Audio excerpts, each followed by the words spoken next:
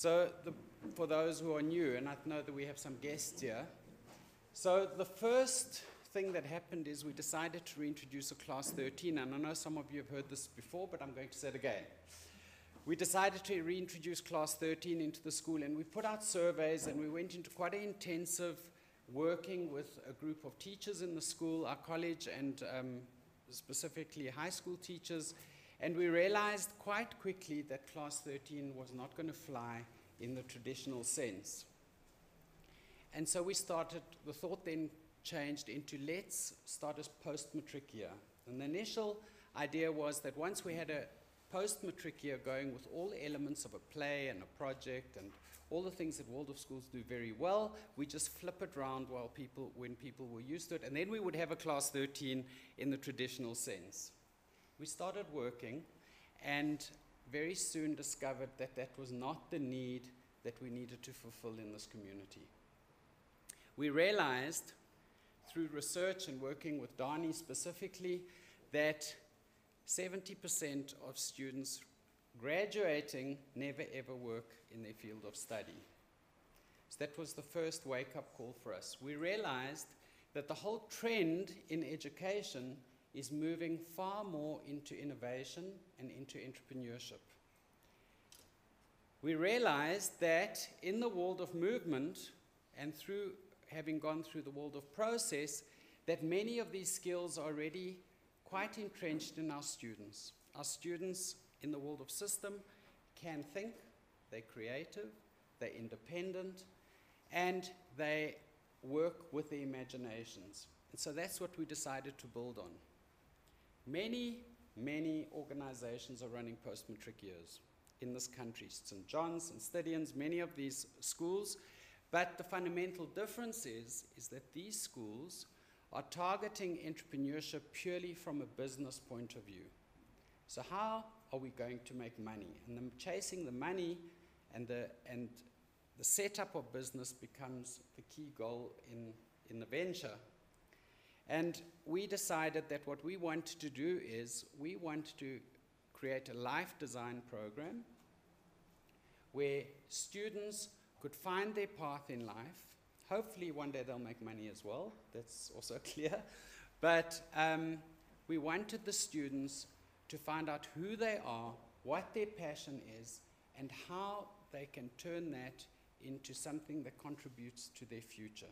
The second differentiating factor is that, and probably the most important factor, is that what we wanted the needs of the human being standing at the center.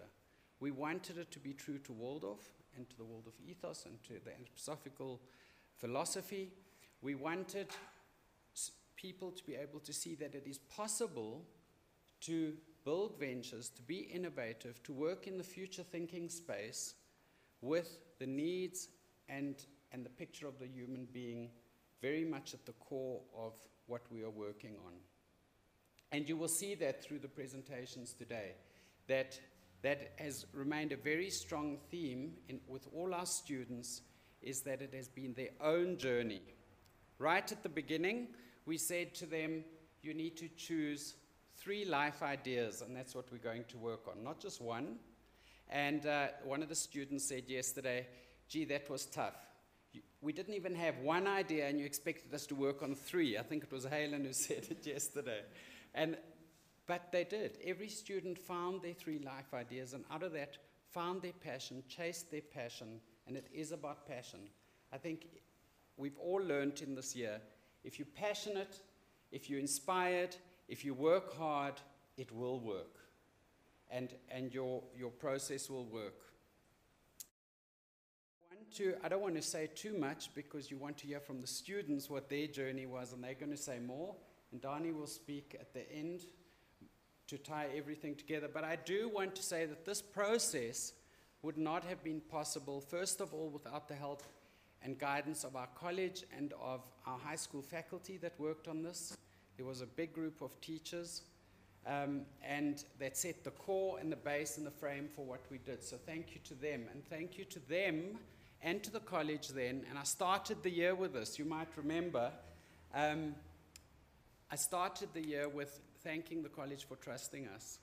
and that group of teachers, and I want to thank them again for having trusted us, because I think we have achieved something. I want to thank Martin on council for pushing and fighting and helping us to form this and getting it off the ground and getting the council's blessing, and also Martin for doing a lot of the initial lecturing, for accompanying you at many, many of the sessions, and you really supported this process. So I'd like to give you something little, if I may.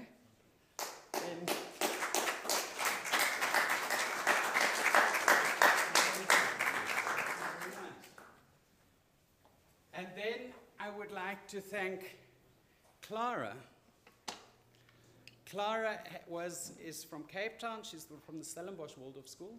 She matriculated there, and she has joined our faculty, and she has contributed hugely to the discussions. So she wasn't just the logistics person.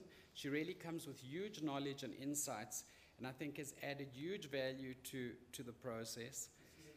She's a design graduate, and Clara, thank you for chasing us, holding us together, for keeping things together, and a little something and a thank you for you.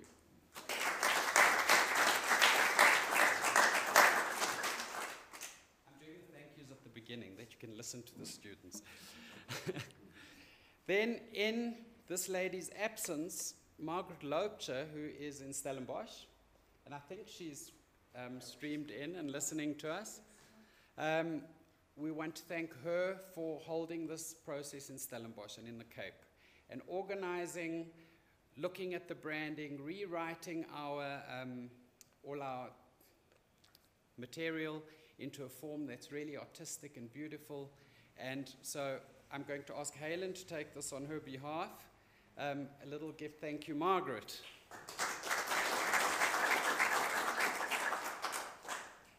And then, of course, the intellectual brain and knowledge base of this course rests with Dani. And Dani drove us, he pushed us, he changed our thinking, he challenged us right up until yesterday. He doesn't stop. He moves us all the time. We've got huge insights. He's carried the bulk of the lecturing load and of this course. So Dani, thank you for your input. Would not have been possible without you.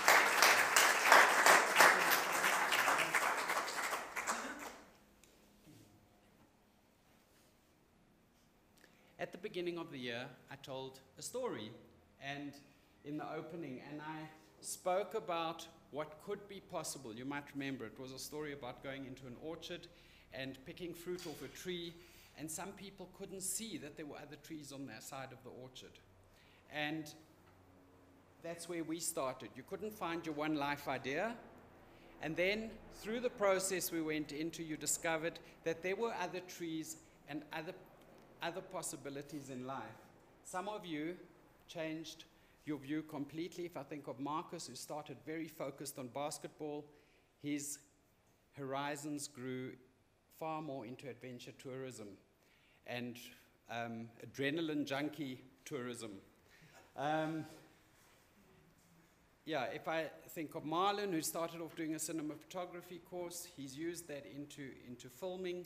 He's already landed a job. He's going to study business next year. Every single student's journey has been different. And of all 5 of our students, every student has found their own path and their own vision.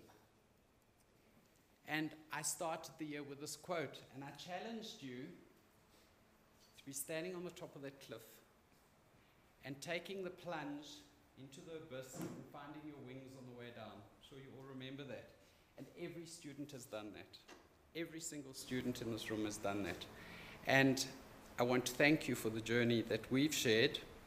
And I'm now going to invite Halen to present his project as the first person who jumped off that cliff. Thank you.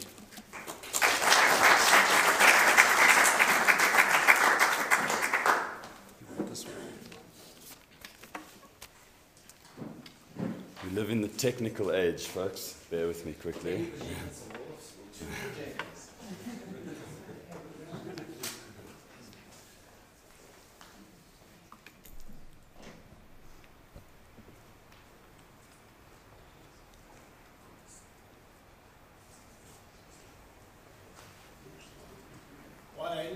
up, I just want to say we are streaming out live.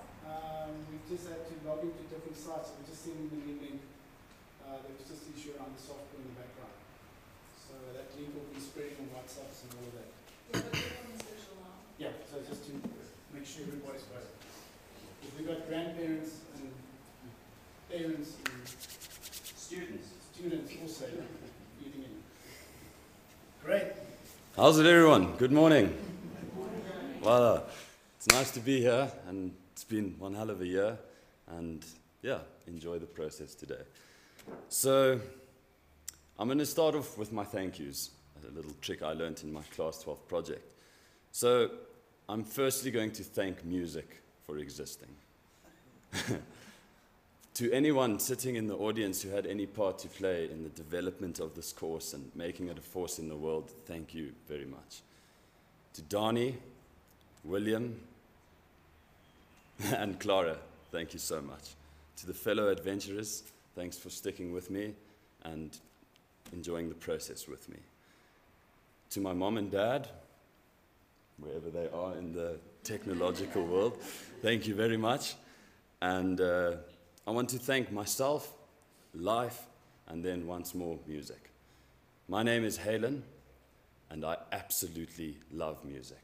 I live it and I breathe it. It is my passion, music and sound.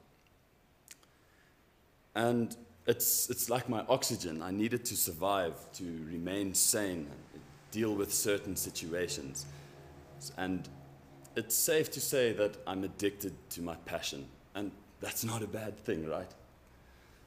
So, after finishing my matric year in Constantia Waldorf School, I didn't immediately start with the adVenture leadership program.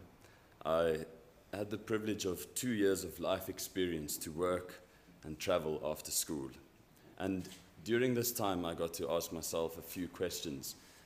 And from these questions, I found out that I'm a hell of a passionate person, and that I simply cannot fake doing anything in my life if it's not to do with my passion or not me, and yeah, passion's not shining through. So yeah, basically I knew that anything I choose in my life, I want to align with my passion. Otherwise, what's the point? So then, approaching the adVenture leadership program, I already knew that I want to pursue music, and in that, my initial first life idea was born. And that life idea is to live a musical life. So just as a song flows, moves, and changes, I want to live my life within music, how a song moves and flows. So not to let genre or age or anything kind of define me. To just stick to whatever interests me, and throughout my whole life, just get involved in whatever music or sound interests me. Like, for example, right now in my 20s, I'm very much into that doof party music, but I know when I'm 45 or 50, I'll probably be into film scoring or more classical music. It's going to be a journey. And yeah, so that was my initial life idea, to immerse myself in my passion, my music. And so starting this course, what was immediately made clear to me in the future thinking and the life design modules was that music is an enigma on its own. Like, it will never ever die. Everyone has a favorite song, and if I play you that song, it just transports you. And that is the power of music. It's the closest thing we have to a teleportation device. And I was diving into my destiny, and I could feel it starting this course. And I started thinking differently about my passions and my dreams. A kind of point of view shift occurred. I wanted to make this happen for myself, and I was the only person that had the power to make this happen and live my dreams. And in this, I could feel the adVenture leadership program impacting very much already. And all of a sudden, in a different way than before, I believed in myself. I believed that I wanted to live this life. and that I could do anything that I chose, as long as it was linked to passion, and as long as you keep the human being at the center. And that initial spurt of belief that, hey, I can and I want to do this with my life. Wow, that's amazing. At 20 years old, to feel that, to know, wow, what you want to do, that was, there. Anyway, so as a bit of time passed, though, I started getting caught up with the word entrepreneur. I felt that music wasn't entrepreneurial enough for a program like this.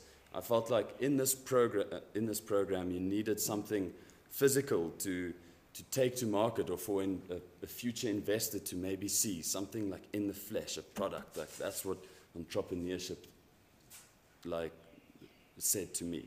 But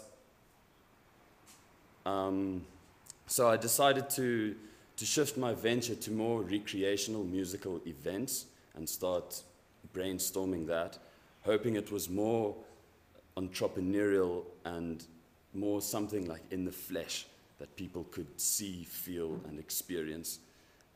And for quite a while in this idea module, that I was convinced with this idea of these recreational events, but something still didn't feel as if it was quite clicking. I enjoyed the concepts I was working on, but there was this overwhelming feeling that I was pursuing this for exterior motives, and that I actually wasn't doing it for myself, my soul, for Halen. So then I knew that my venture had to purely align with music, the composition and the performance of pieces of music. And after making this decision, I found it much easier to commit, because I felt that drive from my passion returning. I had a place to start and to take on the rest of the year. It was right from the bottom, but a start nonetheless. And starting from the bottom, this is one of the most important insights I gained from the visiting entrepreneurs and insightful people that we got to experience and listen to and learn from throughout the year. They all had to start from the bottom themselves with anything and everything they took on. And hearing these inspirational people's stories inspired me to believe in myself even more, as I could see that, yeah, I'm standing in the shoes that they also once stood in, that anything's possible as long as you just commit and you just start. And a simple prototype can be that start. Simple, cost-effective, and just creating a little idea of your product or your idea to show to future investors, to show to interested people. And my hope for my prototype was to show all the different kinds of genres of music that I'm interested at this moment in time, and combine them in a fun, party-orientated, themed piece of music. The prototyping phase was tough. I had been saving for a while, and I bought Logic Pro X, Apple's music production software, and I naively thought that that's all I needed to make professional music and shoot right to the top and play at all the festivals and this and that. But no, I realized that you quickly need, I quickly realized that you need a few essentials to actually make professional sounding music, and these essentials did not come cheaply. But I told myself to just use what I had as it was a prototype, and if I was just composing and getting into it, the rest would come in time. But I realized that making music was not as simple.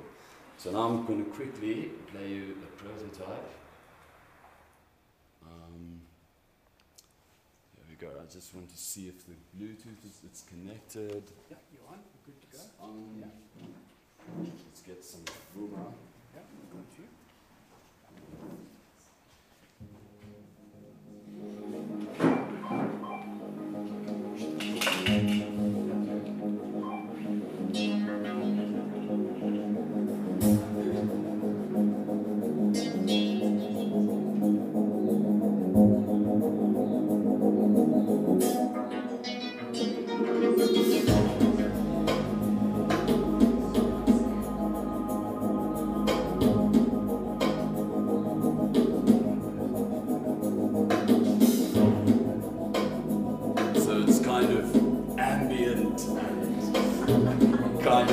cinematic, but still that kick drum, and yeah, I just wanted to combine everything that I tried, that I liked at that stage. Are you happy with the sound quality? Donnie, you know me. That's good.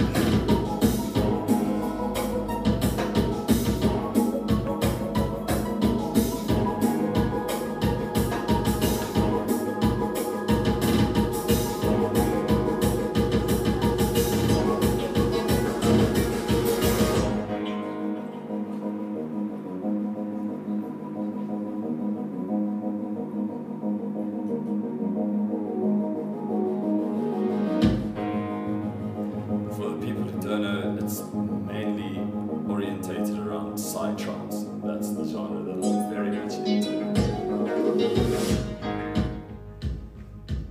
So on a big festival rig, you feel the sound hitting you, and yeah, it's I'm just trying to paint the picture a little bit more.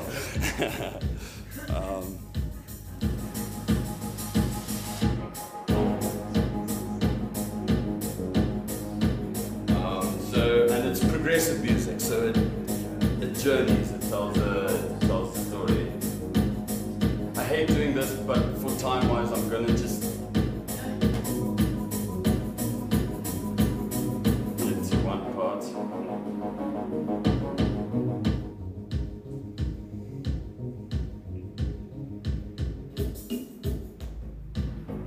Okay, so this is the last part I'll show you of this one.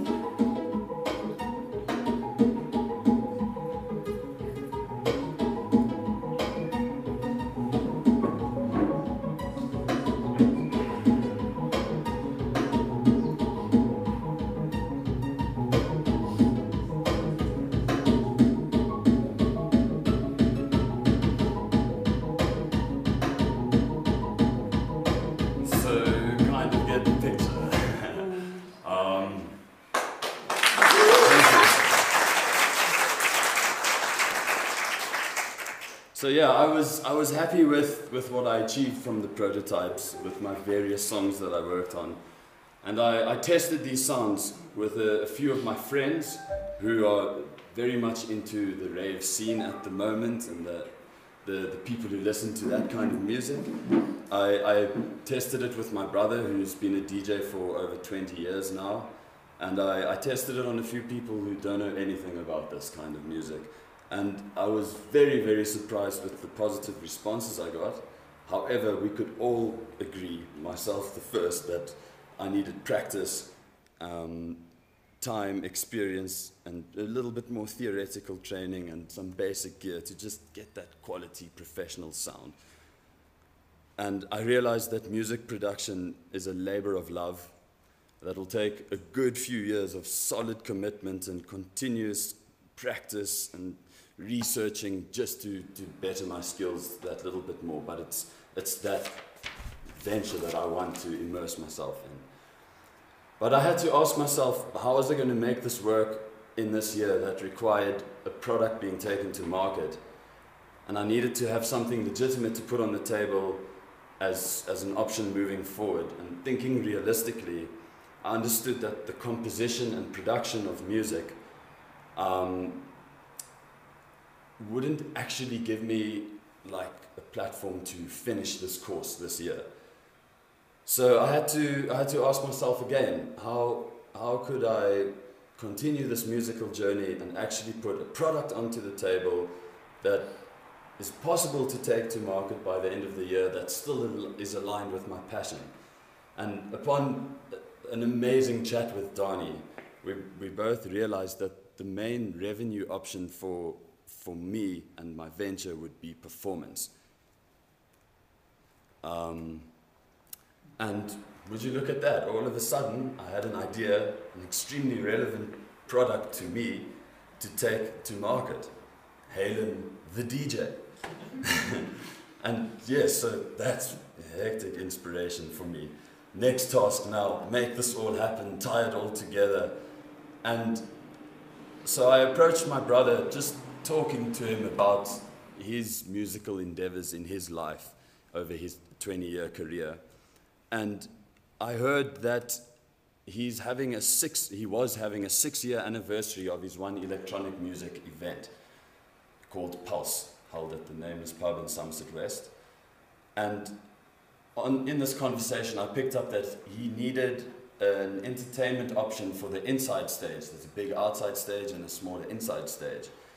But he didn't really want to blow his revenue on that because he'd booked huge DJs for the outside. And so I just offered him, I said, I'll do a 3-hour set purely for the experience mainly. If you want to pay me a little bit of money, you can do that. Or if you want to buy me a few drinks whilst I'm DJing, you can do that. So, to my surprise, he was very, very keen, and it was organized then and there, and everything had suddenly clicked into place. I had 2 weeks to practice and take it to market. That initial feeling of standing on that stage, pressing the play button, and just being in control of the music, absolutely did it for me. I've never ever felt a force in the world so powerful compared to that force of when you're doing what you want to do with your life. And yeah, it slapped me in the face so hard, and it was amazing. All I could do was continuously smile. So this is a small video I compiled of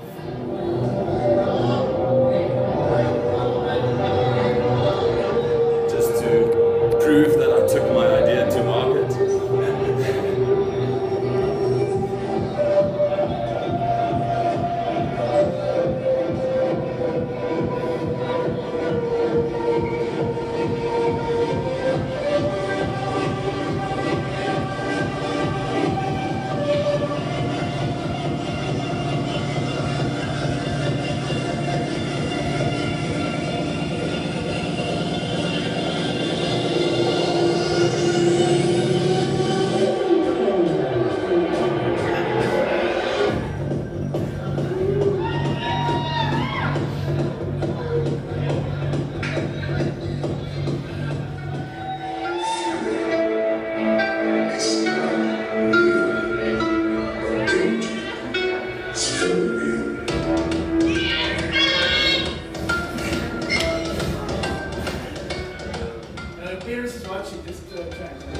The parents are watching, okay.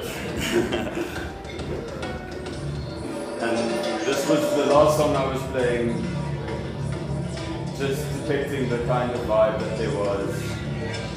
Actually, a crowd of people enjoying themselves to the music that I like. Yeah, it was very, very special. And after the gig, when I was leaving the club, my brother mentioned to me, he said, wow, you played the perfect music for the inside stage. It was a hell of a good set. It sounded professional. If you want to, you can do this again, you know. So from that, an opportunity arose, and on the 2nd of November, I'm doing my next gig. It's not a 3-hour one, it's a 4-hour one this time. Even more excited. And yeah, so I took it to market. Another opportunity arose, and the ball was rolling. So my next step to keep this ball rolling after this year, though, the next steps that continue this year, I'm going to go back to Israel because it's a niche for the music that I'm into at the moment. It allows me to live a lifestyle of space and freedom to purely just commit to making music, learning, and networking, because in Tel Aviv there's just so many of my favorite artists and people I idolize who I've already messaged and said, I want to come back, and we just meet up and talk, and they've all said, yes, whenever you're here, come back. The ball is rolling. but the ball wouldn't be rolling if as smoothly if not for a few key learnings picked up on the adVenture leadership program this year. I learned that there's possibility and opportunity in any venture in life. And we developed a certain awareness about certain things happening in the world, developing technologies, inspirational people doing big things, and developing like an entrepreneurial understanding towards people, products, mindset, and life. To take the initiative and fail fast, fail forward. But I also learned that proper preparation prevents poor presentation. But always, always, always reinventing yourself throughout your life. So a quick question to you guys. Who of you feel as if you are living the life you love, holding hands with your passion? Raise your... Fantastic, that's quite a few. Nice. For those of you who didn't raise their hands, the adVenture Leadership Program is waiting for you guys. Reinvent yourselves. So, yeah, the adVenture Leadership Program allowed me to state who I am to the world, to the universe, and to the cosmos. It gave me the inspiration and the power to believe in myself and believe in what I want to bring to the world. It allowed me to understand myself in a whole new light and gave me the courage to own who I am. I now know the life I will love to live, and I'm incredibly excited to immerse myself in this life. Thank you.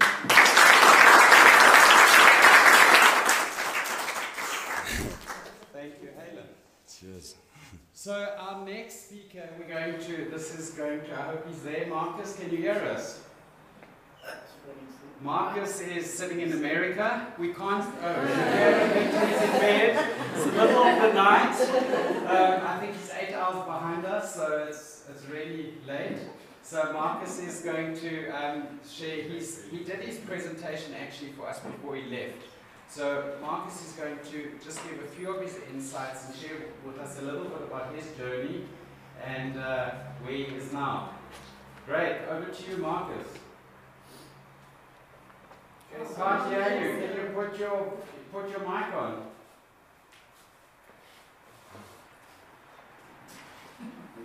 No. Lloyd, can you help us? Is it this side or that side? No, it's that side. Check your side. You mute us, Marcus. Can't hear you.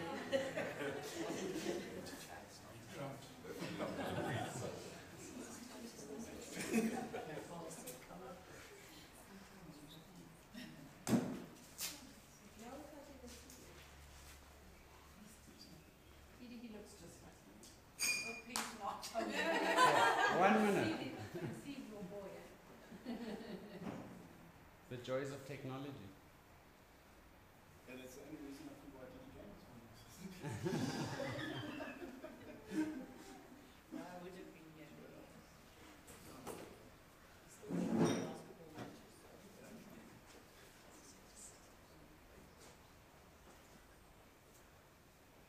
Okay, he's going to try his laptop, it seems. I think while Marcus is there, as you guys can notice, we had a Johannesburg team as well as a Cape Town, and we made a lot of use of actual virtual comms and platforms, which provide a lot of flexibility, that we can work according to needs, different hours of the day, and that was very much guided by the group until we started to establish a rhythm. So everybody, when we had speakers in, the whole group could get exposure. But we also realized that contact sessions were the most valuable.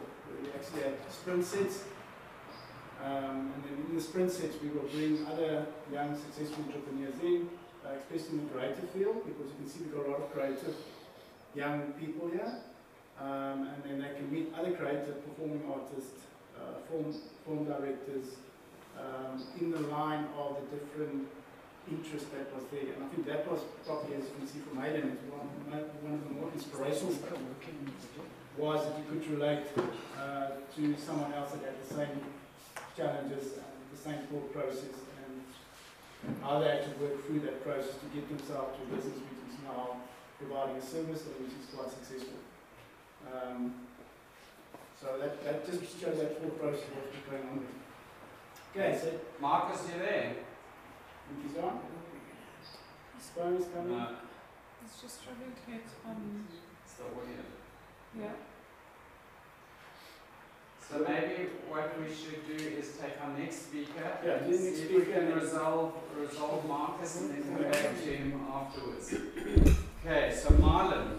So I think maybe take him up here and then So- and then you have to see if we can get him on. So maybe just say about Marlon. Marlon also used this course very differently.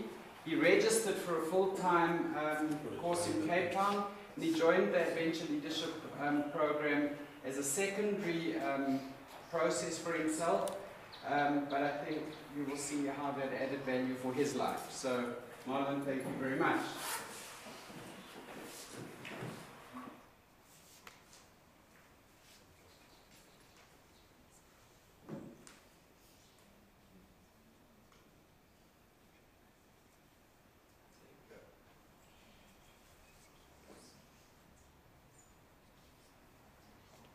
Okay, morning everyone. I'm just going to start off with a video just to show, like, this is my latest project I've worked on. So yeah, I'll just start with that. Oh wait, I need to connect to the speaker.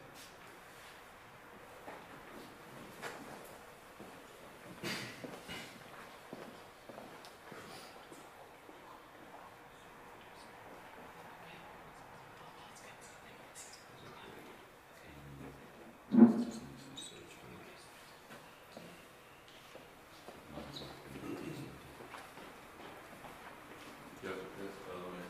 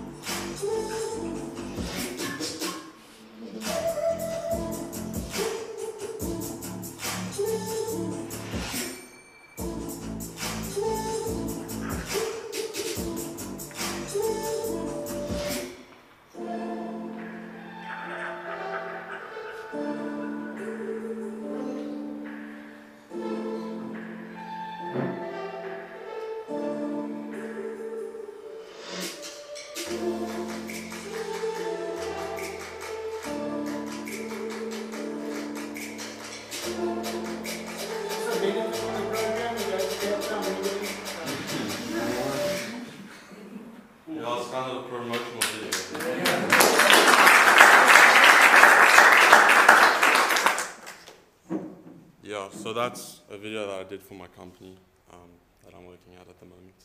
But I'm going to start with saying that my adventure year was a little bit different to everyone else's.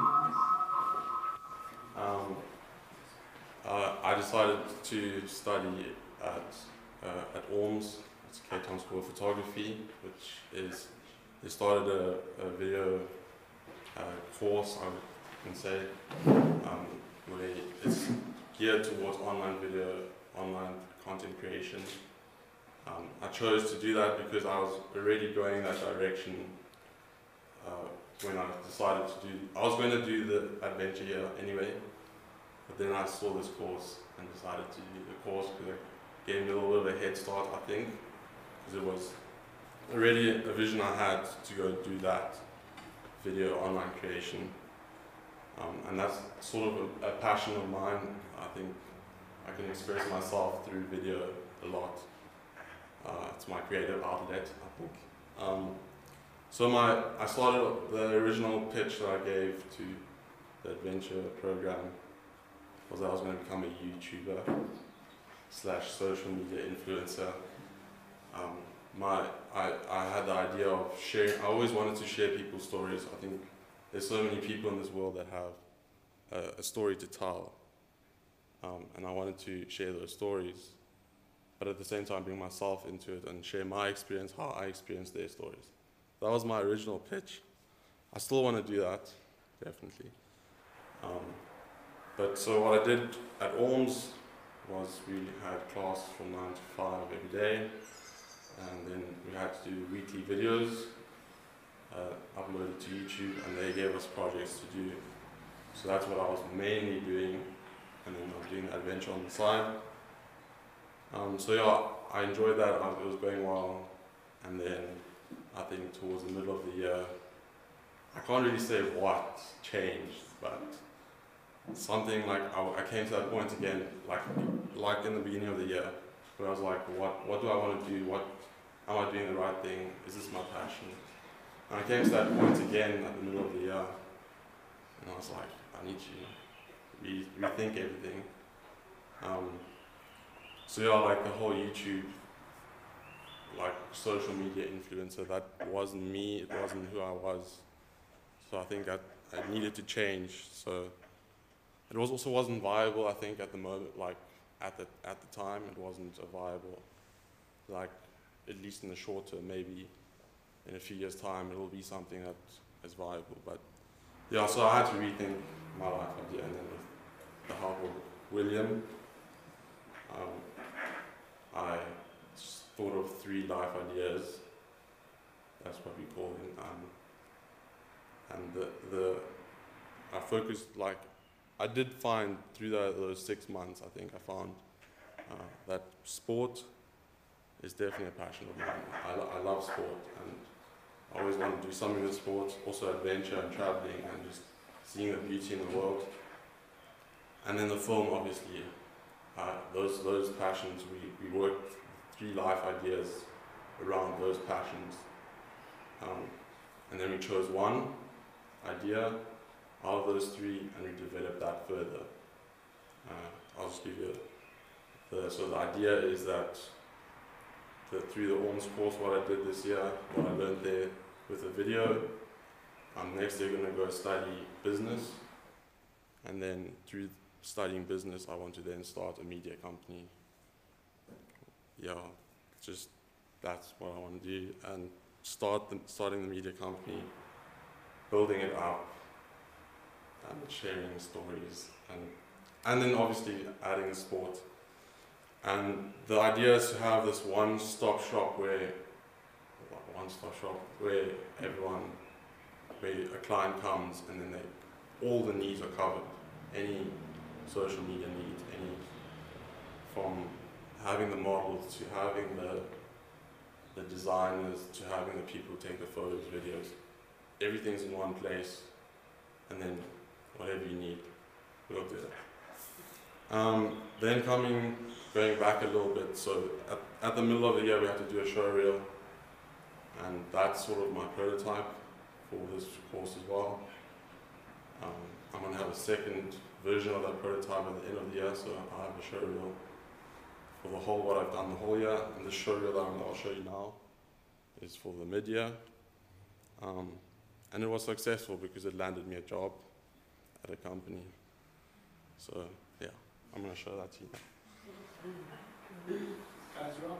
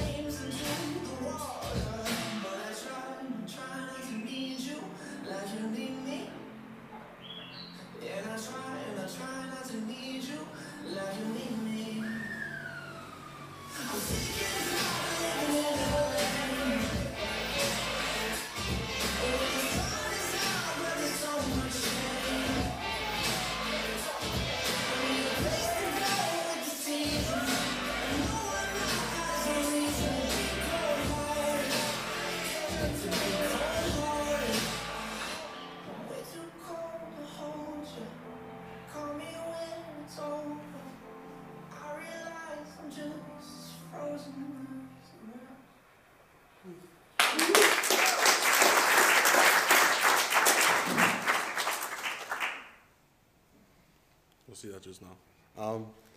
So yeah, that landed me a job. I actually applied for an internship as a photographer, but then I linked my show reel, that exact video, and then I got a call and they said, we have a job as a videographer, would you like to come in for an interview? And then I got this job. Yeah. So I think this year has enabled me, with the adventure program and doing the course, I think it's enabled me to find my passions. And I think that what it comes down to is that I enjoy being creative, I love sports, and I like to challenge myself. I like to change, I like change.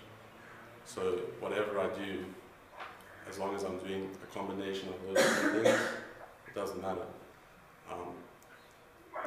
It will change, like what I do, I'll go to this company route, maybe I'll start that, maybe it'll change, and I'll go another route. As long as I'm doing those three things, I think a combination of those, I'll enjoy, I'll be happy. So yeah, and that's also why I enjoy the idea of the media company, because I'll start with the video side of it, build that up, and then once that's built up, I'll add the graphic design side, and then I'll add the marketing side, whatever, and I'll keep challenging myself, doing new things. And then like through meeting people, through the guest speakers at ORMS, through the guest speakers at adVenture, I think all the people who were successful in their fields had found their passion. They had that passion, they knew what they wanted to do. And it's a process. It takes time. Like for me, it was a process. I went one course, it didn't work, so I went another one. Hopefully it's the right course now. But I think it's a process, it takes time, I think you have to be patient. Another common thread was that work hard, like all of them worked hard. It's all about, and I think if you're passionate about something, you will put the work in. So being passionate about something and working hard sort of work hand to hand. And then the next thing is that I think don't be afraid of failure. I think often you hear this, I think, but like it's true. Like this, he said as well, fail fast, fail forward. I think failure is probably like the best way to learn. And I've had that through my own experience. I've gone out to a shoot, I've messed up the audio. I'm not going to make that mistake again though. I failed, but I won't make it again. I've learned, and I've forgotten things, and you know you're not going to do that again. So you learn from that. And then that leads me to my next thing, is experiences. Going out into the field and actually going to experience something. It's the best way to learn. Actually going out and doing it. You go out and do it. It might be the right thing, it might not be the right thing, but at least you're going out and you'll find out that experience. And that's also why I wanted to get the job, because I wanted to experience what a company is like, what it's like to work at a company. Also to learn for myself when I start my own company, but also, yeah, just to experience it, if it's the right thing that I'm doing. So, yeah, and then putting your mind to it, I set my mind to it that I want to go out and get an internship or a job. And I went out and did it, and I got it. So I think if you put your mind to it, you can achieve anything. Yeah. And then patience as well. I think I applied to so many places to get that job. One person came back, a lot of them didn't even apply or anything. So I think you also have to have a bit of patience. And yeah, so just go out and like have an idea, go out and do it. It may work, it might be the right thing, great. If it's not the right thing, change direction, you'll find it. Yeah, that's my advice to whoever does the course. And then I want to lastly say thank you to Dani, William and Clara. I think I said it last night already to them. They put a lot of effort into the course, and I think it's already a success, and it will be a success. I think it's also a pioneering project in the education system. It's definitely a new way of doing things, and I think that's what's needed, change. So yeah. And then lastly, just to my parents, for all the funding, I always have to say, the backers, so yeah. That looks great. Yeah, and then I'll finish it off with one last video.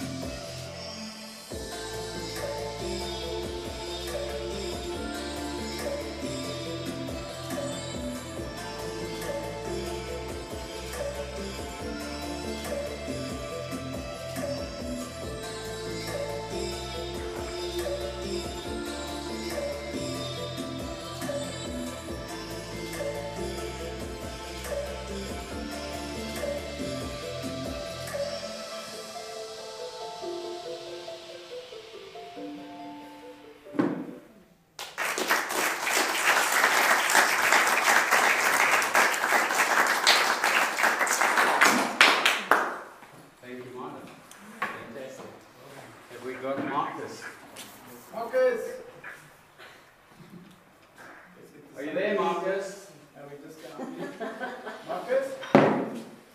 You are hearing me? Yes! So I guess we can't see you and hear you, so that's just how it is. Okay, do you guys want to see me as well? Because I'm in bed. It's 3 o'clock, 4 o'clock in the morning. Okay, we're happy not to see you. Just speak to her. Okay, good. I'm also happy not to see you. Okay, so where to start? I haven't done this in a while. So when I came to the year in the beginning, I came out of high school and all I wanted to do was play basketball. So that was my one and only life design. But after sitting with William and Donnie, we workshopped a bit, and I came to the realization that basketball isn't going to be a lifetime fulfillment. So I went on to make a second life design, and I came up with a few ideas of becoming a biokineticist or something in that sports medical field. But we came to the realization that what I actually had an interest in was adventure tourism, ecotourism, and action journalism. So I started going more into depth into those subjects, and there I found my mentor, Peter Buchan, who does these kind of expeditions with excitement, adrenaline, if you want to call it that. And together we joined together in a project on free diving. We did a lot of free diving. We went on a camp together to practice it, and he included me in the planning of the process. So having to do bookings and do research and filming and things like that. So that was quite nice. So I have a list here from William of what I have to speak about, and I haven't spoken about any of this. I don't know. Okay, so how I found my idea, yes, that was workshopping with William and Donnie. The insight into my life was that I needed to find something to occupy myself other than just basketball, and the adventure program allowed me to do that. My next steps will definitely be to first focus on my first life design, which is here in America, going to college and playing basketball. So I'm eligible to play college basketball for 4 years. So for 4 years, maybe that's going to be my main focus. And then from there on out, I'm going to see where my life goes after that, and maybe go into my second life design and pursue a career in adventure tourism, ecotourism, or hopefully action journalism. Yes. William, am I missing anything? Fine.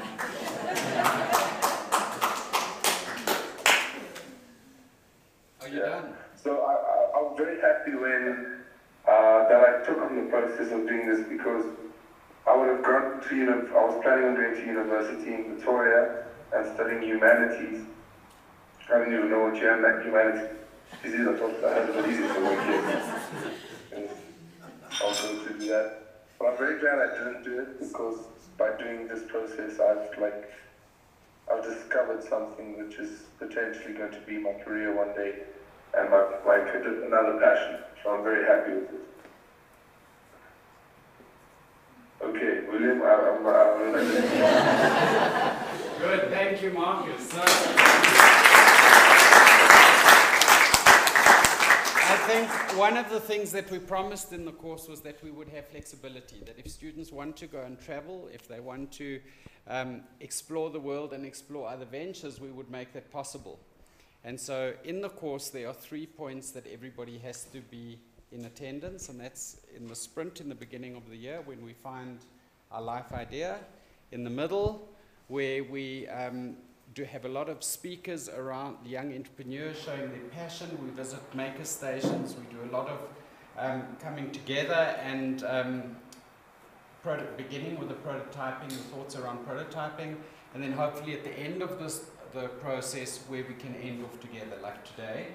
And because Marcus has already started his life idea, we've had to zoom him in from America, and I think that's amazing that we have that flexibility. Next year we'll have a student in Australia that will actually be doing the whole course from Australia, and that's Al Barker, who, as you know, is leaving. She's joined the course. So it's a very exciting process for us that students can be immersed in this but still have the flexibility to explore and to travel and to do other things.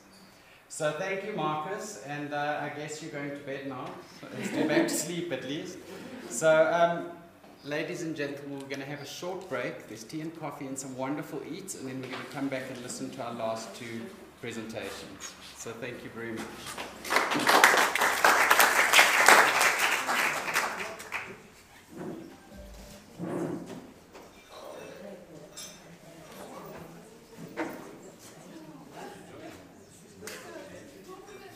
Yeah, dude. Well done.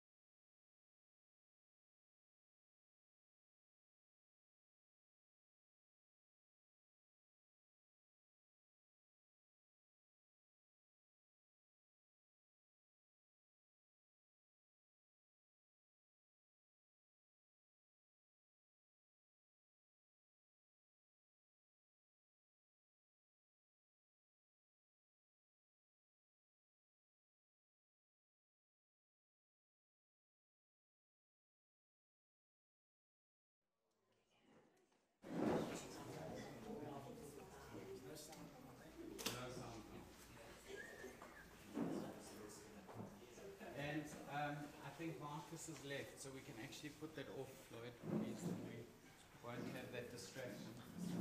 We don't need to see ourselves. Okay. So, thank you everybody. I hope you've been nourished, well nourished.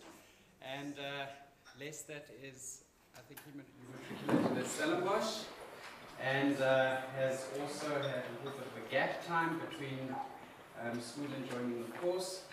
And it's wonderful that you and Helen are here with us in Johannesburg. And I hand over to you.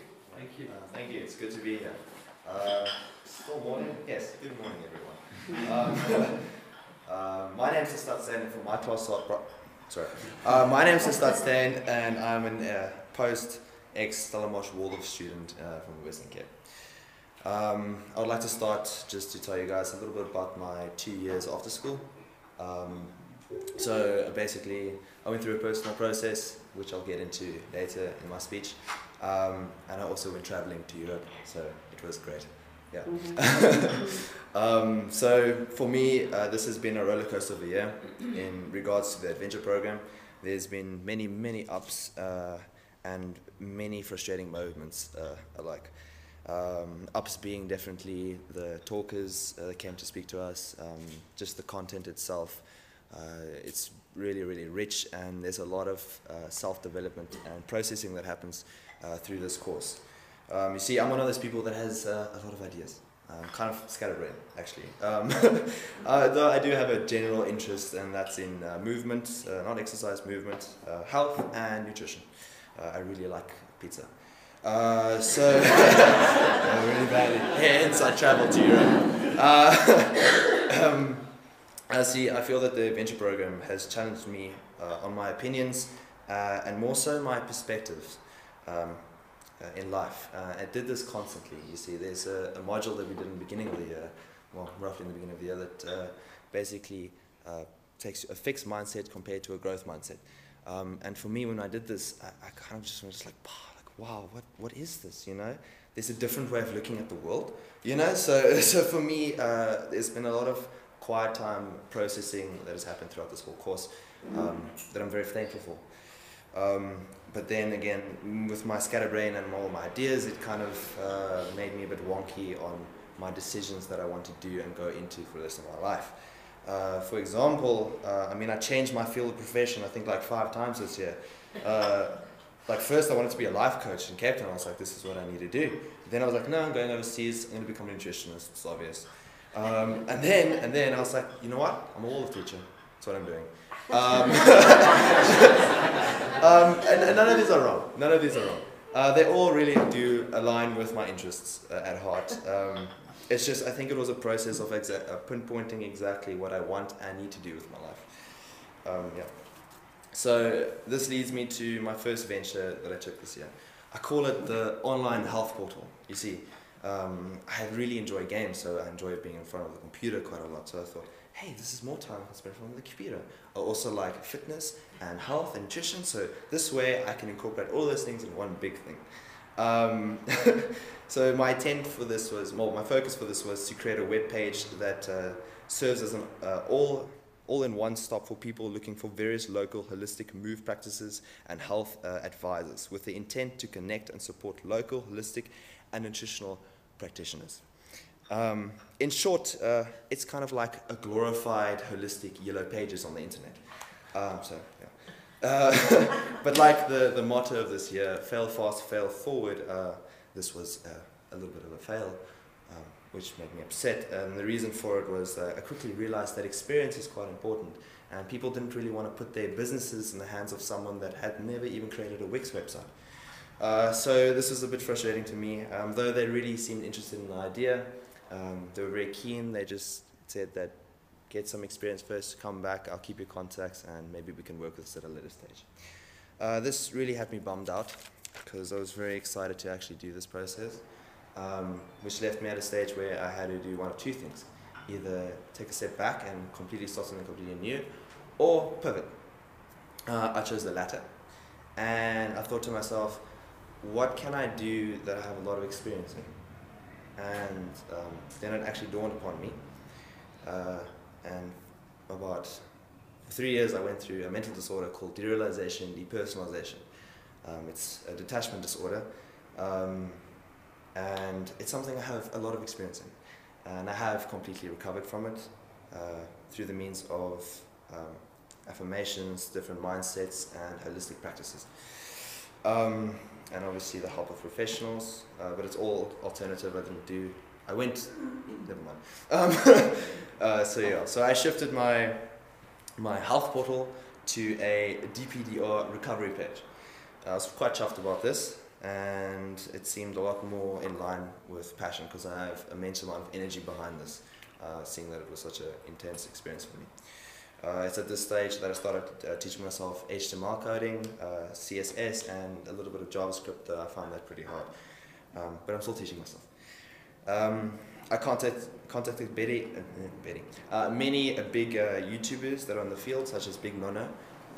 He works with the subject matter quite a bit, and also put myself out there on forums and stuff. And I started building up a bit of a contact basis with people that actually wanted to give back to this community. Pretty soon I was swarmed with Skype meetings with these YouTubers that when I was in the States was like a hero to me, you know, and we were having conversations about the topic and how to get over it and deal with it and so on and so forth.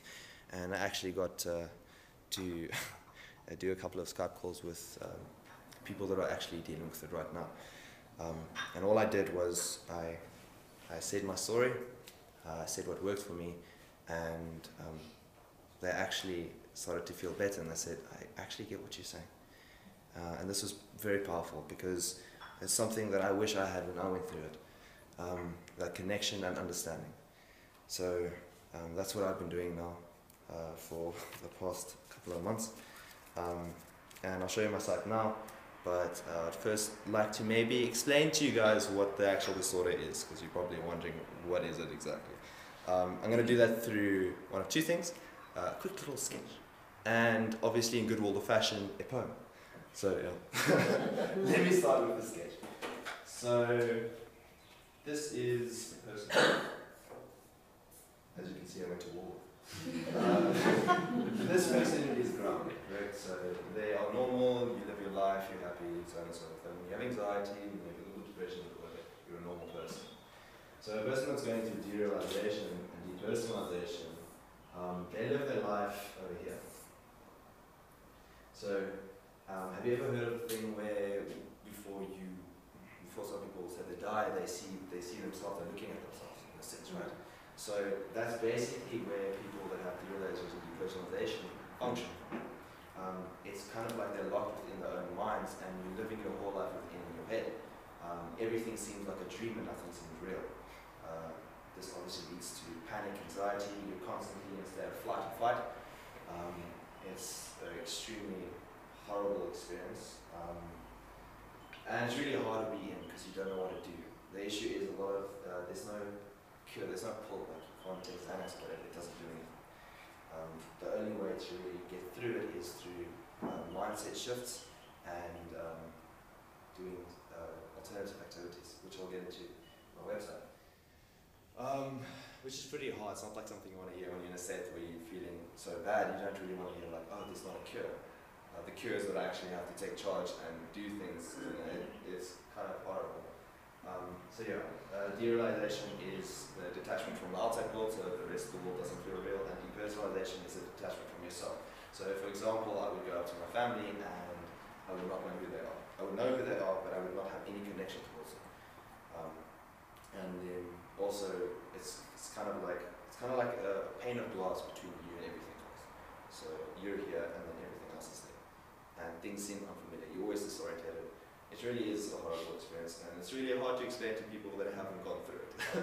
But hopefully this very artistic diagram helps a little. And hopefully this poem will help too.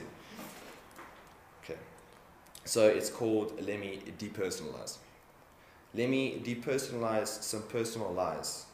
I tell myself as I lie in bed every night that I'm not here. Or if I am here, I'm only here for a couple of minutes. When I am here, I want to drown myself out in Guinness. Here's my weakness that I freely admit. I find it difficult to freely exist. I may as well be dreaming, I don't even feel this. All of the time, am I sleeping or am I depersonalized? What do I mean when I say I don't feel like a human? I feel like a disguise. I'm not myself because I don't know myself.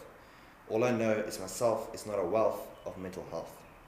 Myself is a puzzle collecting dust on a shelf. A jigsaw puzzle I'm too afraid to take out. Because it's missing some pieces. Every morning I wake up and try and match the creases. Together, and whatever I do, the pieces fall apart. As I move a corner piece, I lose a side piece too. A centerpiece, like a legless centerpiece, I've lost my centerpiece. My brain gets too tired too easily. And I can't fix the problems of society if I can't even piece together what's inside of me. Society's inside of me. I'm inside society. I want to be here, you see, but you don't hear or see me. And I understand sometimes all the puzzle pieces are there, but most of the time I have to lie to myself and just pretend imaginary pieces are filling in the spaces. Why does reality feel like a dream to me? Why can't I deal with obligatory like everyone around me? I want to feel real. I want my wants to feel real. I want to be alive, but I die from this Achilles heel. I want my head to stop spinning, put a stick in that wheel. Is this surreal? Have I said too much on how I feel? Let me depersonalize.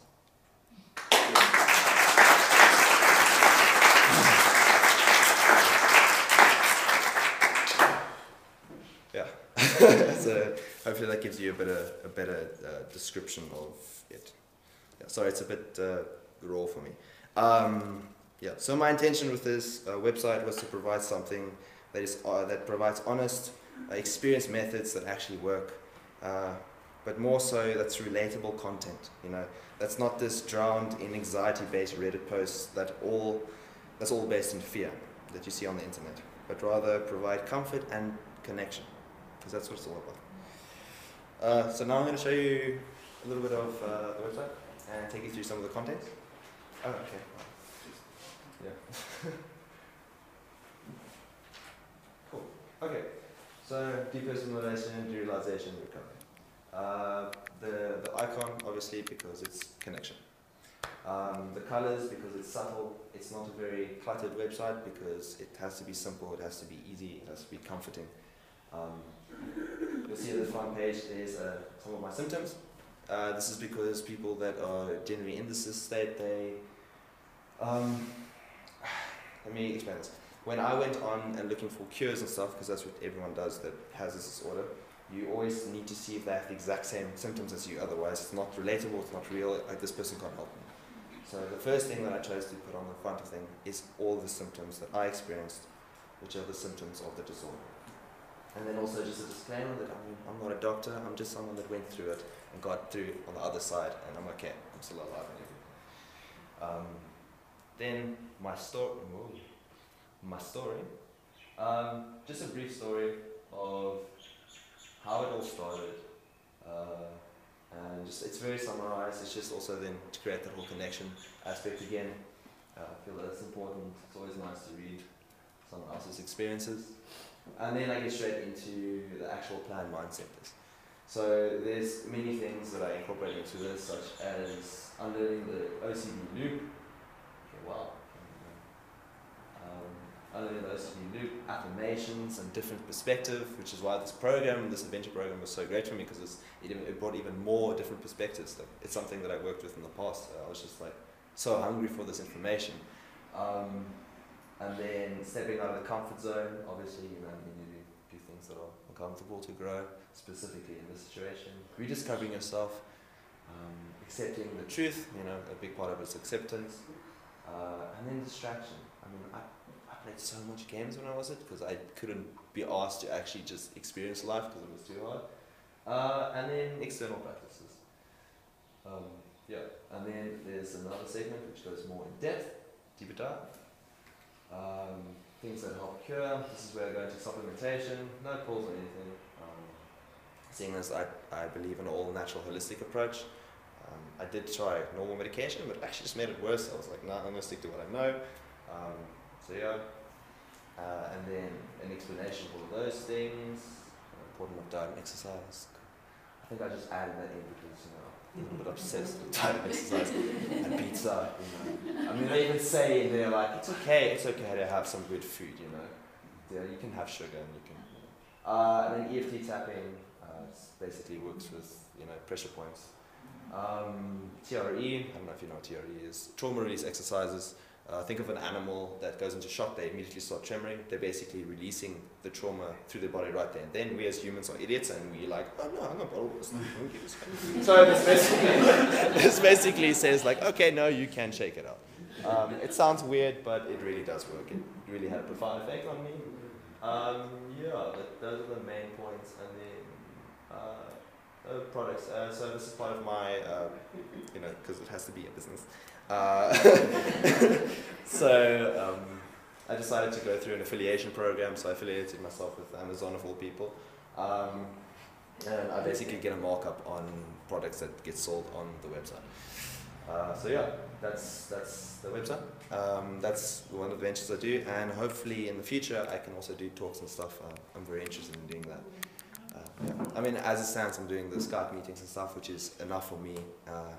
It's truly, it's really cool. For the lack of a better word, it's really cool.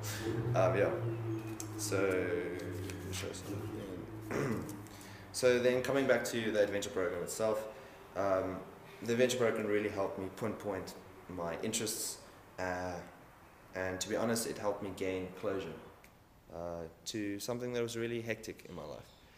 So I'm really grateful for that, you guys. I mean, obviously it also helped me open up my view of the world and how it works, from both a personal point and also an entrepreneurship standpoint. Many things in this course I've already had many, sorry, mind my language, oh shit moments. I've had many of those throughout this year, and I'm truly happy that I got the chance to experience this year.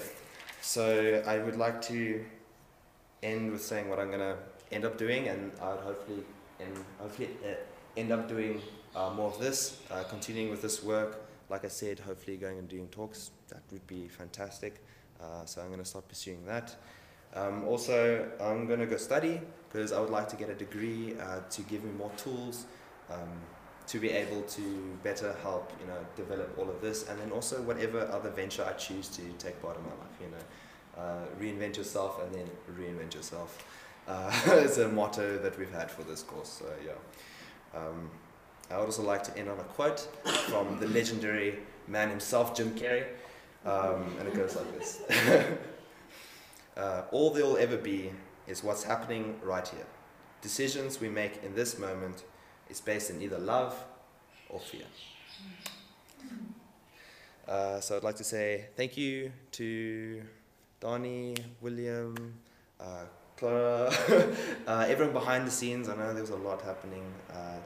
To all the fellow people that did it with me, adventurers, as Helen said. It's been one hell of a ride. I've made some real connections, and it's been a profound experience. I felt like I've had the opportunity to also play like a child, to be a child again and explore things. And I think that's so important in today's society, to be able to just play. So thank you.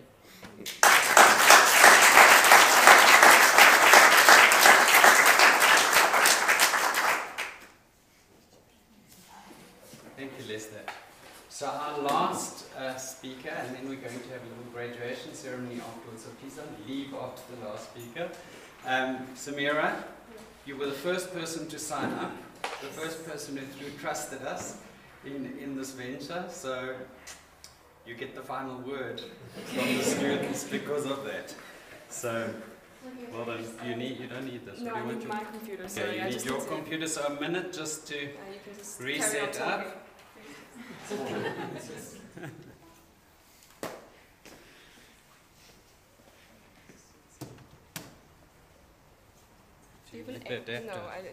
HDMI cable. There's one in here. Oh, yeah, I see. Yeah, just wait, I need to switch this one. Yeah. Yeah, you're right. No, I don't need the Apple. No, that's got to go into the Oh,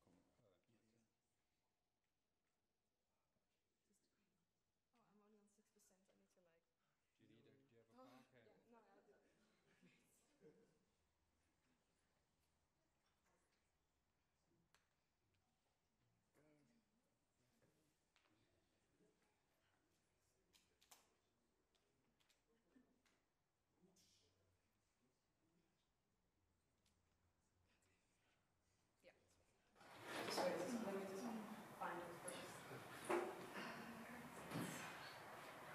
Very messy desktop, that's why. Oh, wait.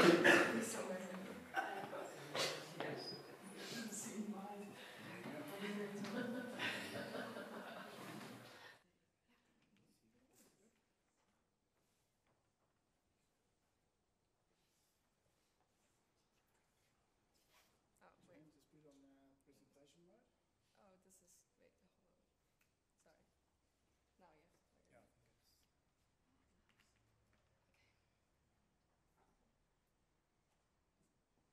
Why does it, Yeah, see it? See it? it's weird. Just around the signal here. What's going on? Otherwise, we must use the other connection. Where's the other one we had? VGA in.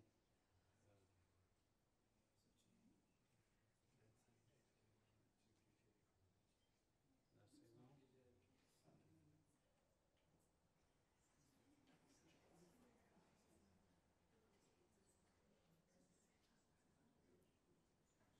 No signal. Where's the other cable connection we had? It should work, huh? It's supposed to work, but let's put the other one also. Which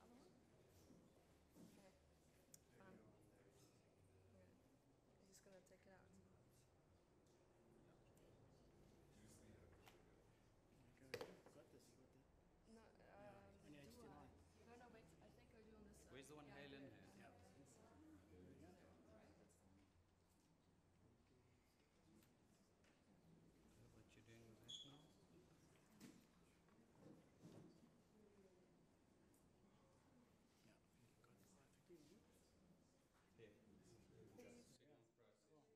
Yes. Okay. Okay. It's one thing you need the program, you get all different tech and tools Yeah. and music and painting. Become very skilled. Next year we use one computer from fail fast, fail forward. Yes. Yes, Okay. It is one world, and it is in our care.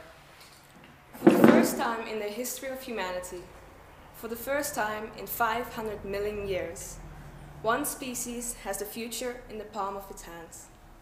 I just hope he realizes this is the case. David Attenborough. Our habits aren't sustainable anymore. What we need is an awareness of things that are happening in our world, and a willpower to change things for the better.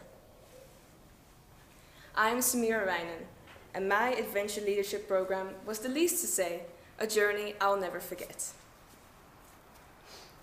The main reason I wanted to join this program was because I had so many interests and ideas, I didn't know which one was the right one for me. I didn't want to jump into something and then discover that I didn't like the study or whatever I was doing after all. I felt pressured because I thought I had to choose. It did not help that family members ended up coming to me in the holidays asking, "So, what are you planning to study?" Let me just tell you, never ask this to someone who does not know what they want to do. It will cause an early existential crisis. A gap year to figure out which of my ideas I was truly interested in sounded like a good plan. When we started this program, we were asked to create 3 life plans for ourselves. This is where I began to become a bit nervous because, oh boy, if I didn't know what I wanted to study and do as a profession, how on earth was I going to know what I wanted my life to look like in a couple of years' time? How was I going to know what I wanted to create in general? As you can imagine, what I wrote down was as broad as could be. My first life plan was create something that I would be happy with and that is needed in the world. Very specific. My second life plan was design something that is needed in this world, but this time it will be digital. Again, very specific. My third life plan was something completely different, but that was because the question was, if money didn't matter, what would you do? Again, I had no idea, so I said I would travel and write down people's stories. Now I had these broad ideas. They obviously had to be tweaked in order for me to work with them. I was jumping back and forth with ideas constantly. Also, ideas I didn't even write down because I knew I would be coming up with something else. One thing was common, however, and that was that I wanted to create something that was needed in this world and that would make this world a better place. I had things such as sustainable dog toys and apps that could track your health. Eventually, I had to sit myself down, look at my skills, my life, and really think about the things this course was asking. What did I wish existed in this world? What did I see this world was lacking? And what could I create to solve this? Then it slowly but surely came to me. The year before, I had done my art project on endangered animals. I had gotten this idea from the documentary Racing Extinction. I would urge all of you to watch this documentary, as it is very important for the future of this earth. We had to watch it a few times. I made them watch it. They didn't have a choice. I believed that this was a topic that needed more attention. Somehow I wish to continue this, taking my knowledge about endangered species one step further. A storybook. I wanted to create a storybook for small children so that they would read it with their parents and that an awareness, however small, would be created. I would write it and illustrate it myself. I was so happy I finally found an idea that I was content with. Then I came to the realization, how on earth am I going to produce a book, both writing and illustrating it? Do you know how long Tolkien took with writing Lord of the Rings? 12 years. Not that I'm comparing myself to one of the greatest writers of the 20th century, but still, 12 years is a long time. Panic was slowly creeping in at this point. Thoughts like, oh, what have you gotten yourself in now? And, you know, you're really good at procrastinating, right? Were loud in my head. However, I wasn't alone in this process. We got given a designer's workbook, a workbook that guided you through the whole process of creating a project. We had to go through the chapters each week. Some of the things included making a question guide for people you wanted to interview about your project, creating a project plan, how to get feedback. We all had to interview our clientele to see if people were actually interested in the project that we were producing. I chose to interview some of the teachers in the school, both who had children and both those who had not. I learned a lot from the feedback about what is appropriate for small children and what I should avoid. The most important and repeated thing that came out of the feedback was that I should incorporate the 3 R's: rhyme, rhythm, and repetition. So we went through these chapters each week, and then the day came where we would go to Cape Town to have our first sprint. This sprint would all be about prototyping and meeting creative entrepreneurs. It was interesting to hear the stories of people from such different careers, and each of their story inspired something different in myself and urged me to make my project even better. We were urged to create our prototype after the sprint, to have it ready for the next meeting in Cape Town about 2 months later. A few weeks after the sprint, I flew to Holland where I would meet up with my dad to work together to create a prototype. I had to do some research on how I was going to draw the book first. After doing some extensive Googling, I came across one of the greatest programs on this earth, Tayasui Sketches. I should mention that a few weeks before this program, my dad had given me his old tablet for me to use, mainly to help with programs such as InDesign and Photoshop. However, that tablet became a tool I used to draw all my drawings on in Tayasui Sketches. The more I drew, the more I learned. What I really liked about this digital drawing program was that it had a watercolor feature, meaning just how like you have the pencil and erasure option, you have a watercolor option as well. And anyone who knows my last year's art will know that I like watercolor. Although I'd done my research with interviewing people, and now I had to delve deeper into the world of children's books. I don't know if any of you have ever visited the children's books section of the bookstore, but the common thread is that there is none. Books are in all shapes and sizes, styles, colors, and of course, topics. From blue trucks to potty training, from sad penguins to garden soup, I'm not making these up, they are all there. All there except endangered animals and books against plastic. I can hear you thinking already, but those are serious topics. No one's going to write a children's book about that. It's too depressing. Yes, it's true. It is a very serious and depressing topic. However, this does not mean I shouldn't do it. All this means is that there's something that hasn't been invented yet on a large scale, and that there's definitely a need for it.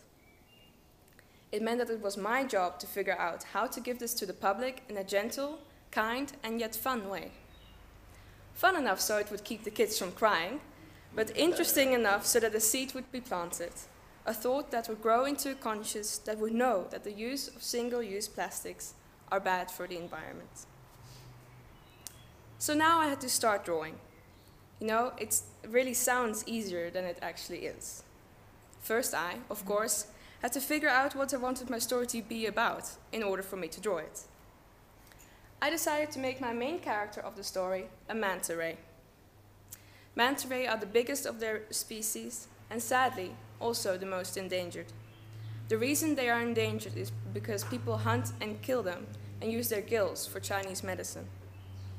Obviously, I couldn't write that in a children's book because I would end up traumatizing the poor kids if that was the case.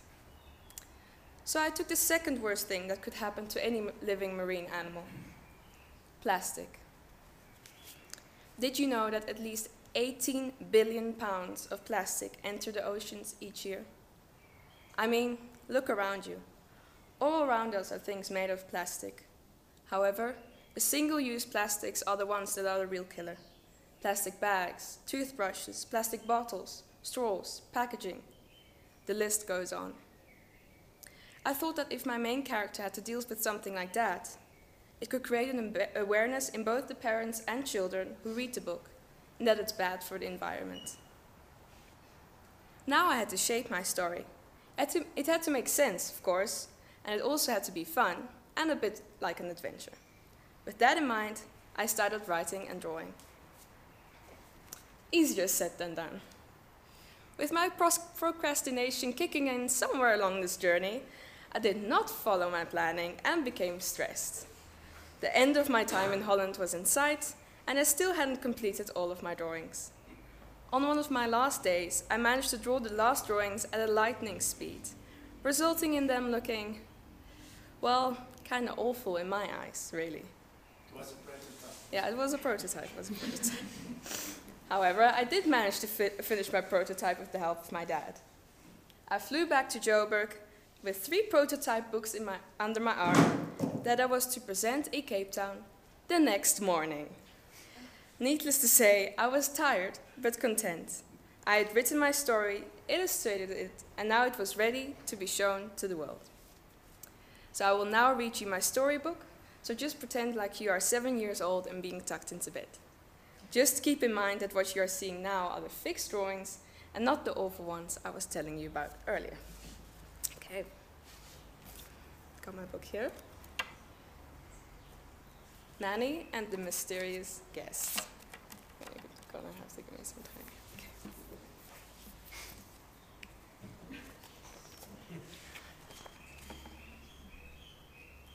Down there in the deep blue sea, where the water looks so bright, swims Manny with his mother, splashing in the light. Manny is a manta ray, the youngest of the pack. The pack grows smaller every year, so sad that they don't all come back. His spots are black and white, not similar in shape or size. To identify him, just look at his back, where a spot in the shape of a heart lies. Manny jumps and dives with excitement and joy, laughing and shouting, "Here I come!" He first says hi to all the fish before returning to his mom. The first is the butterfly fish, yellow with an oval spot. "Hi Manny, how are you today? How is the outside? Is it hot?" Manny remembers the weather. "The outside is good," he replies. The sun is out and the sky is blue. Manny swims on, waving his goodbyes. Next up is the surgeonfish, blue, just like the sky. Hi, Manny, how are you today? You've grown so big. Oh my! Manny flaps his wings, laughing at the sight. Surgeonfish's eyes are big. It looks like he got a fright. The barber seahorse now swims by, yellow and very, very small. Hi, Manny, how are you today? I bet you didn't see me at all. Manny puts his eye close to the little thing. Hi, seahorse, I see you. Come, jump on my powerful wing. Together they swim further, nearing Seahorse's home. Its house is made of seaweed, with a bed cleverly made out of foam. Manny continues alone, with no fish around. Suddenly, something catches his wing, a thing that makes no sound. Hi, hello, what are you? Manny says out loud. The white thing, however, does not reply. It looks a bit like a cloud. Manny shakes his wing, but the thing will not let go. He gets a little tired and is tugged along high and low. In another part of the reef, Manny's mother begins to fear. Manny never stays away this long, but maybe he is near. She's worried and thinks of things that could have gone wrong. No, I shouldn't think like that. I know that he is strong. The sea turtle swims by, her shield in brown and green. Hi, Manny, how are you today? Oh my, what's that? It looks so mean. What is it? Manny asked. The turtle is looking sad. It almost looks like a jellyfish, but it tastes really, really bad. Manny keeps on swimming to find someone who could help. He now calls out to Octopus. Is it him or is it kelp? The octopus turns different colors, from sand to blue to red. Hi, Manny, how are you today? What's flapping around your head? Oh, I see, Octopus says, as he now reaches out. His tentacles quickly remove the thing. It is plastic, he shouts. There is no doubt. Octopus takes the plastic. To the top he must swim, he knows. Up there he finds that he was looking for. In a bin on the dock it goes. That is where plastic belongs, far away from the ocean. It is bad for all the life around here, so getting rid of it is my devotion. Manny, Manny, where have you been? I was worried sick. Don't worry, Mom, I am all right. I was learning about plastic. Mother and son are now swimming home, talking about their day. When you see plastic, what do? Please pick it up and throw it away.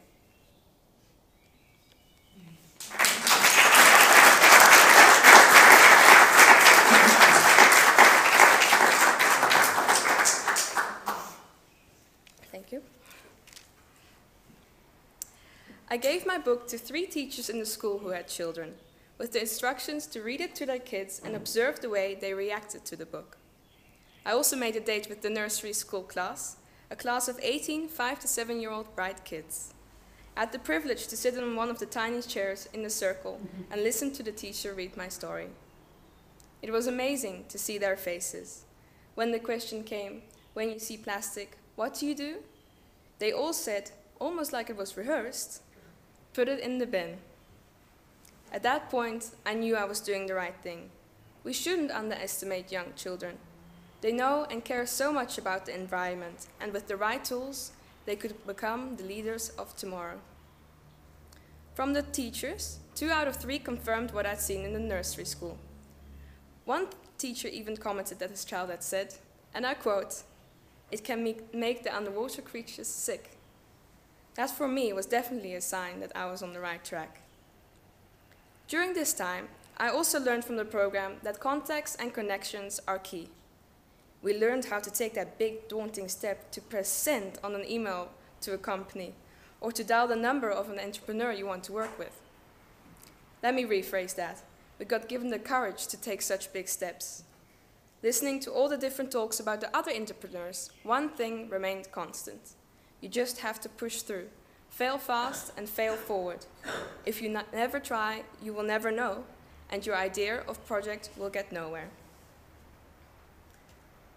I ended up sending emails to the Two Oceans Aquarium in Cape Town, the World Wildlife Fund, Greenpeace, the MCS, Marine Conservation Society, and my personal favorite, the OPS, the Oceanic Preservation Society. I say favorite because they are the masterminds behind the great documentary Racing Extinction. I wanted to see if I could collaborate with any of these companies and ultimately publish my book through them. I was very surprised when I got an email back from the World Wildlife Fund. I mean, sending an email to a big company is one thing, but actually getting a reply, it's a whole other experience. Unfortunately, due to the fact that they are a charity organization, they did not have the money for funding. However, they did want to keep my contact details, as they wanted to maybe use my book in the future for a new feature of theirs, Wild Classroom. That alone was enough to make me feel elated. People were actually interested in what I was offering them. Greenpeace did not answer my emails, except for an automated email that said, "In August, our office is on vacation. Messages will not be answered until the beginning of September." Well, let me tell you, they are on a very long vacation, because they still haven't answered me. Not that it matters, though. I got an awesome reply from the Two Oceans Aquarium, saying that they would like to purchase a few books once it is finished, for their children's corner. They also mentioned that I should contact the shop connected to the aquarium, so I could sell my books through the shop. You can imagine what that kind of feedback can do. Through this course, I was now able to present a prototype to businesses, and they were interested. Who would have thought that? I certainly didn't. Last but not least, the OPS replied to my email. Like I said before, I've been a massive fan of their documentary, and getting a reply back from them was like getting a reply back from a celebrity. They are interested in my project, and to this day, we still have contact. My business model canvas is that I wish to collaborate with NGOs who have similar ideas as me, and together we can have a relationship that benefits the both of us. For instance, they will advertise and be part of the book, and the NGO will gain money for every book sold, which in turn will contribute towards a better ocean. Wouldn't that be awesome?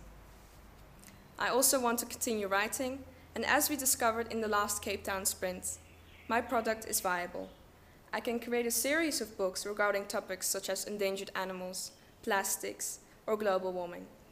I can create a blog or talk about the topics regarding above. Right now, I'm in the process of creating a website that I can use as a platform to promote my book. The possibilities are endless.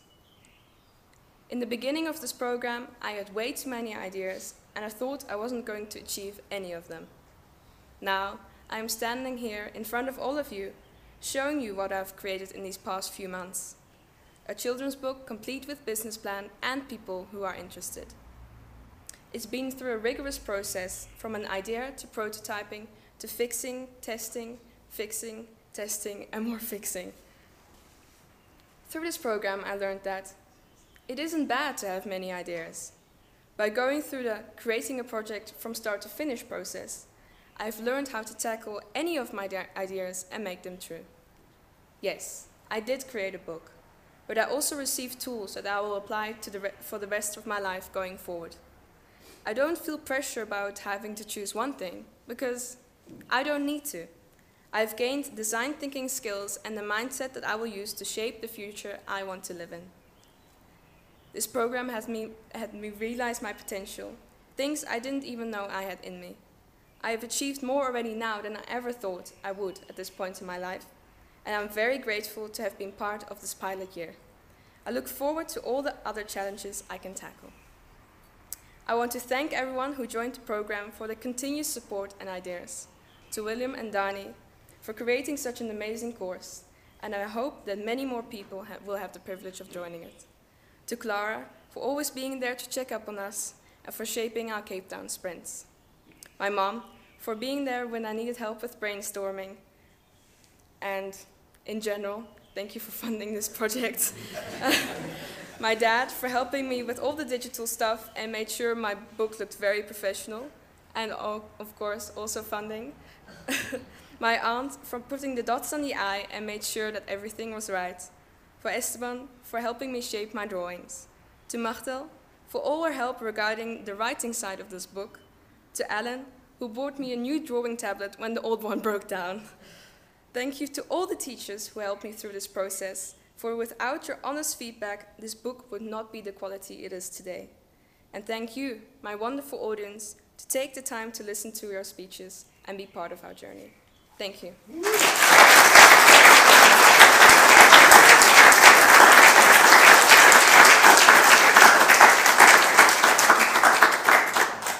you, Samira. Thank you. There's some books for sale in the back. There are books for sale. So, just before I hand over to Dani, who's going to say a few words, and then Martin's going to say a few words before we hand out our certificates. I want to just also thank Francois, who's a past student, for being here and filming. You started filming and supporting us through the year from a technical point of view and filming. Great to have you here. And thank you to Floyd for supporting us today and being here to fix our little glitches. So thank you very much. And so Dani, if you would say a few words. Wow, let's give a big hand to all the...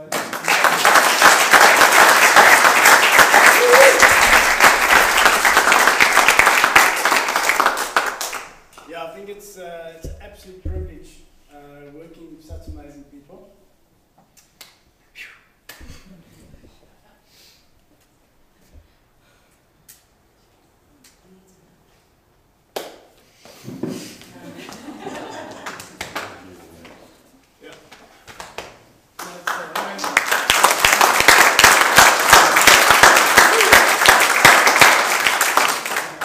Yeah, so it's an absolutely amazing process. These people are, young people are phenomenal. They are so full of zest of life. The impossible is possible. And you can see it, you know, when young people come in and they say, we want to change the world, people look at it and say, oh, they're crazy, what's wrong with these guys, you know? These young people come in and say, we want to change the world, this is my idea, that's how I'm starting to think about it. I'm going to communicate this, and then we start the process. And then you'll see the process as shared. Each of them walk through the process, and they have their own mental challenges, they have their own emotional stuff that they have to work through, and each of their journeys are different. And you can see the richness of what has been found. Okay? So I think there's definitely from a Waldorf Steiner thinking, we think about the threefold, and we think about the fourfold order, social order. You know, we think about thinking, willing, thinking, feeling, and willing. Thinking meaning that fundamentally I need to shift my mindset, I need to shift my thinking. So this is fundamentally what young people start to work with. They're getting into this big wide world, they're getting into a lot of things not making sense. You know, you can carry on with the theory about industrial school systems not working and all the stuff that we hear, but what it gets down to is there's an individual that's thinking in a certain way and has got an aspiration and a big idea that they start with. And then they go through this whole feeling process where we actually get them to actually explore, but what is the humanity of this? What is the human centeredness? And human centeredness comes down to what does the customers need, what does the communities need, what does the children's need? And then we start working through that process to first understand needs and then start to move into the first stage of concept development. We're starting to get the prototypes going, and then the whole winning piece kicks in. As you guys were saying last night, that last 3 months was like this. You know, through the year we were going like that, and then that last 3 months we just had to crunch, and now we had to get product out. And you must just see the energy when youngsters come and they sit and then we say to Aiden, yes, you need to now take it to performance. No, guys, you don't understand. This is difficult. This is quite challenging, you know, you don't understand, you know. And then, like a Samira will have, you know, you're going to do this, so we're talking to you next week, and we want to see what's going on. And by God, they come back, and boom, there it's going. So the whole process of winning, which is actually the innovation part, where they have to solve problems and recreate and redefine, starts to get it done. Okay, so that's the journey process. From a grounded theory perspective, we work with first life design thinking work, which is based on the Stanford Design School out of Canada. From a where they have to do the life design component, because that's one of the things that young people have, especially creative people, they've got access to many ideas. So it's helping them to actually build an experience through which they can then unpack and start to say, maybe I can narrow it down to 3 life ideas, and then I can start to make some choices and experiment with that and so forth. So there it helps to shape life choice. And then we go into the next set that we call design thinking. And design thinking gets into understanding what is the problem, understanding what your opportunity or idea looks like, but then the design thinking process challenges you to not think it's a rabbit hole, one thing that you're going to solve. We actually work with the students to actually understand the greater problem solving side of it, where we talk about systemic analysis, and we start to talk about all the different components that you have to bring together, because now you've got customers, you've got product, you've got trends, you have needs, you have design, that has to work, and how do I converge all of it? And that's how we then take it from thinking to that different insight, framing a different process, and then moving it into a process where now I've got a viable prototype, I've got a viable concept, the children are starting to see what they like, and we can then start to talk about shifting that into a process where there's an actual product. And as you heard from Samira also, now we're challenging, okay, who are you phoning, who are you talking to, how do you get your first sale coming in, because that itself, again, is a fundamental learning process. So what you guys can see here is that the life skills that's been taught you, I wish if I can go back 30 years in my life, and I was starting with the premise of what is a growth mindset about versus a fixed mindset. You know, growth mindset is that you try new things, you put in a lot of effort, you experiment, and you are quite confident and resilient that failure is actually your strength. So you've heard a lot of times fast fail fast, fail forward, and that gives you an insight of just what the skills is. And any of these youngsters, especially as creative entrepreneurs, creative people, can now start to take on any challenge. Any challenge. They've got the tools, they've got the mindset, they've got the strength that we've given them, and they're now capable of actually clear their life choices, and they're now capable of actually starting a little venture. We've seen the Marlon done different journey in, but he's got to the point where he's not got a job, he's actually on his track, working towards his long-term life idea, and that's the beauty of the process. So it's designed around individuals, we're also human-centric, and we then run that and come into the fourth consciousness, which is then consciousness changing the world. So Samira's example again is the consciousness about plastic and the consciousness of environment and a smarter planet, and that's the power. So in the Wilder School we start with the principle of independent creative thinkers, and here we say that's great, but how can you actually start to trigger a different consciousness by your passion and what you believe in, and how do we now solve that problem and then start to co-design something that you can put out, which maybe will fundamentally change a person's life or even change the world. And that's my story. Thank you, guys.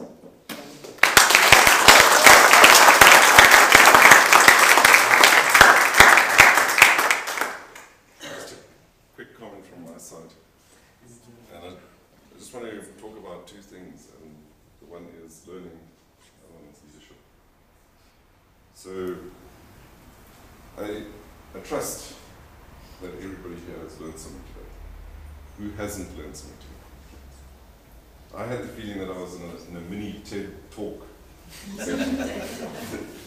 But they don't cry on meditation. Yeah. Well, some of them do. But who didn't cry today? I think everybody was touched. Okay. And that's what it's about. So, just commenting on the, and I'll make a prediction. I think we're on an exponential path here. Each one of the presenters today, each one of the students, has made a shift from being a student to being a teacher. Okay. And I think you'll all have a session next year. So whoever's joining the course can look forward to great sessions, because we've got 5 additional presenters, or 6. So your messages are so important. Okay. So that's about the learning side and the teaching side. And there's one extremely important thing, and that's leadership. And I think you guys will be the future leaders. Donnie is a leader. But there's one great leader. Yeah. William. William.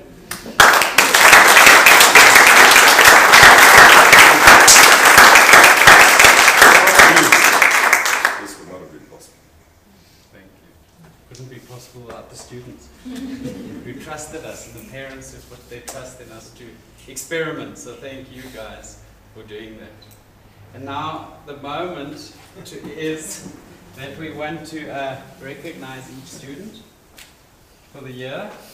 And because it's not in any particular order, because it is our first year, we've done something quite special. So we have framed the certificates for the students. Those are the certificates. We have given a statement of what course material we covered, because we still want to get this accredited. That's our next step to do that. And we have had adVenture leadership pen inscribed for our first year for each student. So, Clara, would you like to join us? Here you are. And Dani, come here. Clara. And if we, one at a time, so Lestat.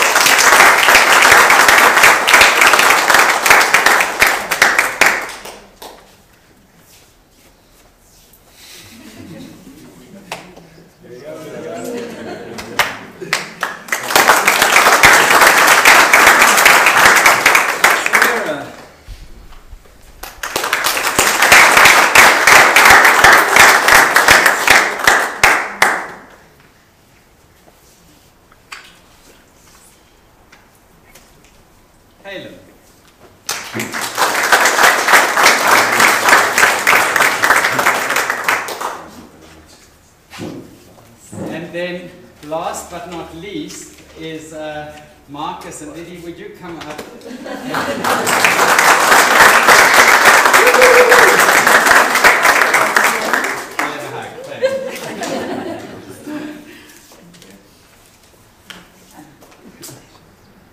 Thank you.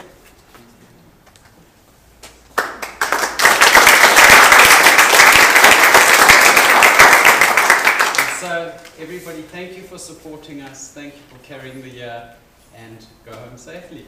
Thank you. Okay, just one group photo. Yes, the students. Our co-founders and co-designers. Martin, with our certificates. join us, please. With the Yes, with the certificates. Yes. Yes.